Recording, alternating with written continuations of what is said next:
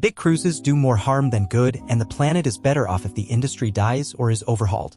I guess I should start by saying I have a pretty substantial hatred of crowded spaces. Call it what you want. Inoculophobia, agoraphobia, etc. I don't even like going to concerts, crowded movie theaters on opening day, etc. That said, I just feel the whole concept of a cruise is weird.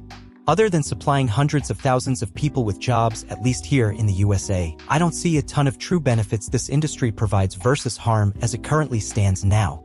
Granted, perhaps some changes will come along to make cruises less harmful to our planet, but so far, I see no evidence that the cruise industry is making the world a better place. First, pollution. These ships are giant floating cities that create tons of waste. And even despite regulation, each cruise ship contributes to some portion of sewage, gray water, hazardous wastes, oily bilge water, ballast water, and solid waste being dumped into our oceans, rivers, etc. Never mind the air pollution they can cause, with one study even claiming that Carnival cruise ships emitted nearly 10 times more sulfur oxide around European coasts than did all 260 million European cars in, with Royal Caribbean at 4 times more than the European cars. Then there is the whole disease problem. Clearly, things like COVID-19 will continue to happen. Maybe not every year, but putting thousands of people in a confined ship for a week, floating out in the middle of the ocean seems like an awful idea.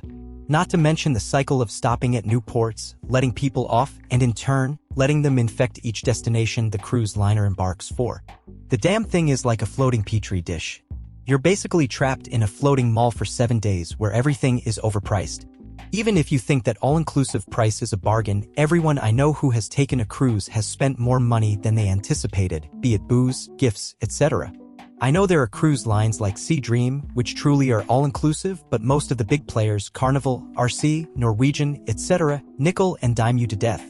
Not to mention, most affordable rooms are small and cramped, and you'll rarely ever spend more than a day at port at any number of the destinations you visit, giving you very little time to take in the scenery, culture, etc. Again, not saying all cruise lines are bad, but the mega ones with thousands of people on them seem terrible, and I just can't see how they actually are more beneficial than bad for our planet, economy, etc. That said, I'm open to understanding why this industry is a good thing. CMV. Edit/update. First, wow. Didn't expect this to take off the way it did.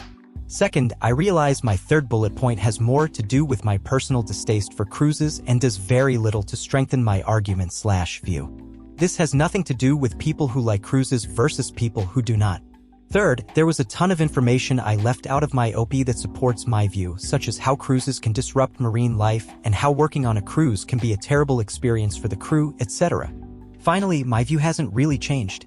If anything, due to the fact there are so many poorer/smaller economies that depend on cruises for revenue, etc., I'm much more in favor of overhauling the industry versus seeing it die.